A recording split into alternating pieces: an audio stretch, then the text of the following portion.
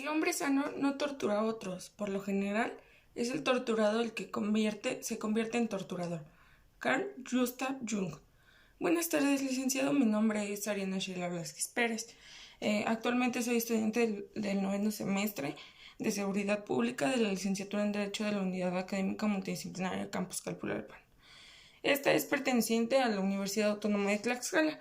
Y bueno, el día de hoy me presento con la finalidad de hablar de un protocolo que en diversas ocasiones se menciona.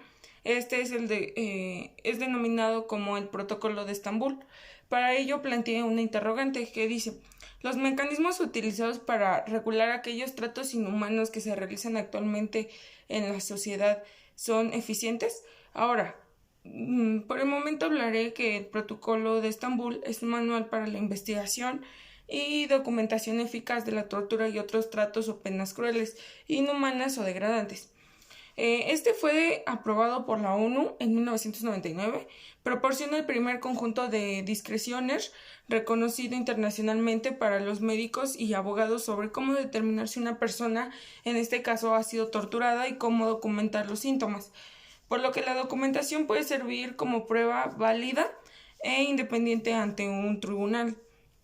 El Protocolo de Estambul se ha convertido en un instrumento crucial en el esfuerzo global para acabar con la impunidad en cuanto a los responsables de estas acciones. También hay que mencionar que el Protocolo de Estambul es un documento no vinculante. Sin embargo, el derecho internacional obliga a los gobiernos a investigar e incluso a documentar casos de tortura y otras formas de malos tratos y castigar a los responsables de una manera integral, eficaz, rápida e imparcial. El Protocolo de Estambul es una herramienta como tal para hacer esas acciones. Fue elaborado por más de 75 expertos en derecho, derechos humanos y salud durante 3 años de esfuerzo colectivo en más de 40 organizaciones diferentes. También va incluyendo el Consejo Internacional de Rehabilitación para las Víctimas de Tortura. El extenso trabajo fue iniciado y coordinado por la Fundación de Derechos Humanos en Turquía y Médicos por los Derechos Humanos de Estados Unidos. El Protocolo de Estambul es publicado por la Oficina del Alto Comisionado de las Naciones Unidas para los Derechos Humanos en la serie de capacitación profesional número 8. En los 6 idiomas oficiales de la ONU, incluye orientación, elementos siempre concentrados en la tortura, sobre las normas jurídicas internacionales, en este caso que son vinculantes, los códigos éticos profesionales pertinentes, la investigación legal, los considerandos generales relativos a la entrevista, señales físicas y a los indicios psicológicos. El protocolo forma parte de la definición de tortura, reconociendo a la Convención de las Naciones Unidas contra la Tortura y otros tratos o penas crueles, inhumanos o degradantes, en 1984. Se entenderá por el término de tortura todo acto por el cual inflijan intencionalmente a una persona dolores o sufrimientos graves, ya sean físicos o mentales, con el fin de obtener de ella o de un tercero información o una confesión, de castigarla por el acto que se haya cometido o se sospeche que ha cometido, o de intimidar o coaccionar a esa persona o a otras, o por razón basada en cualquier tipo de discriminación. Cuando dichos dolores o sufrimientos sean infringidos por el funcionario público u otras personas en el ejercicio de sus potestades o de sus funciones, en este caso públicas, a instigación suya o su consentimiento o aquiescencia, no se considerarán torturas los dolores o sufrimientos que no sean consecuentes, únicamente de sanciones legítimas o que sean inherentes o incidentales a estas. La tortura suscita gran inquietud en la comunidad mundial.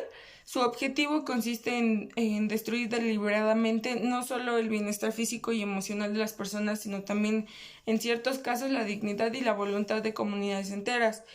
Es inquietante que a todos los miembros de la familia humana, porque ataca la misma base de nuestra existencia y de nuestras esperanzas a un futuro mejor.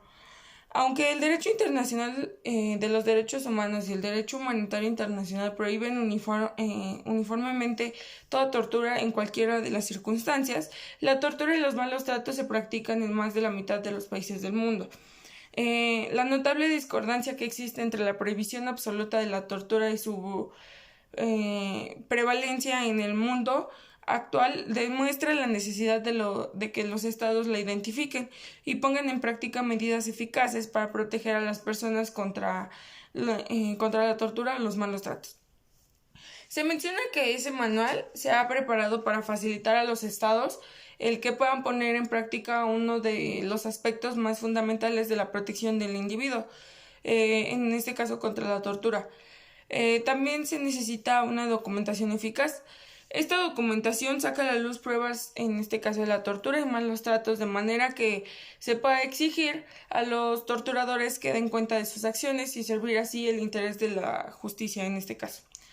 Los métodos de documentación que se mencionan en el manual, que son también aplicables en otros contextos, como lo es las investigaciones, la vigilancia de los derechos humanos, las evaluaciones de asilo político, la defensa de individuos, en este caso que han confesado delitos durante la tortura y evaluación de las necesidades de atención a las víctimas de tortura. Cuando se da el caso de profesionales de la salud que han sido obligados en este caso, inducir a error o falsificar pruebas de tortura, este manual da además un punto de referencia internacional que sirva tanto para los profesionales como para otros agentes de la salud. Se considera que también se ofrece un curso acerca de la tortura y sus consecuencias. En este caso, el manual no contaba con directrices internacionales para su documentación y se pretende ahora que el manual sea para la investigación y documentación eficaz de la tortura y otros tratos o penas crueles, inhumanos y degradantes. En este caso, sirve para dar una de las directrices internacionales aplicables a la evaluación de aquellas personas que aleguen haber sufrido algún tipo de tortura o maltrato, para investigar casos de presunta tortura o para comunicar los hallazgos realizados a los órganos judiciales y otros órganos investigadores. El presente manual incluye los principios relativos a la investigación y a la documentación, como se ha mencionado.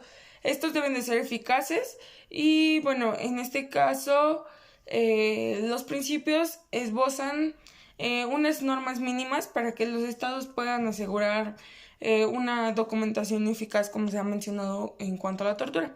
Las directrices que contienen este manual no se presentan como un protocolo fijo, más bien representan unas normas mínimas basadas en los principios y que deben utilizarse teniendo en cuenta los recursos disponibles. El manual y los principios son el resultado de 3 años de análisis, como ya se había mencionado, investigación y redacción. También se supone que fue hecho por 75 expertos en derecho de la salud y en derechos humanos. Y son representantes en este caso de 40 organizaciones o instituciones pertenecientes a los 15 países que forman parte. La conceptualización y preparación del marco es la colaboración de médicos forenses, médicos, psicólogos, observadores de derechos humanos, juristas de Alemania, China, Costa Rica, Dinamarca, Estados Unidos, Francia, India, Israel, Países Bajos, Reino Unido, Siria, Sudáfrica, Turquía, así como los territorios palestinos ocupados. Este tema me es interesante poder hablar de un tema que sigue influyendo actualmente a nivel mundial. Siento que no solo corresponde al Estado crear una lucha contra ello, sino que hay que referir en aspectos particulares a cada uno de ellos, como lo son las culturas que prevalecen mundialmente.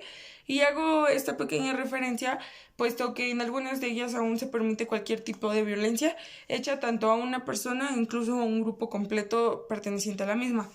Después de ello, considero que un aspecto importante también es la educación que nos imparten, ya que como ciudadanos tenemos que gozar de nuestras capacidades y con ello debemos entender que las situaciones a veces no están bien y que llevan a algunas consecuencias. He planteado durante mucho tiempo con respecto a los derechos humanos de las demás personas. Y de igual manera hablemos un poco de la organización gubernamental que tiene cada una de las entidades, ya que como bien se ha mencionado, sí tiene que ser un aspecto sumamente importante que se regulen estas situaciones. Estas son obviamente las que afectan a la sociedad y pues tendrían que prohibir cualquier tipo de tortura, penas e incluso tratos inhumanos. dando la importancia suficiente a cada ocasión que se presente y creando en este caso más organismos que traten de apoyar a regular, aportando soluciones a las situaciones que se presentan o que van a llegar a presentar y en el mismo sentido tratar de evitar que se proliferen más e incluso evitarlas. Bueno, por el momento sería todo. Muchas gracias.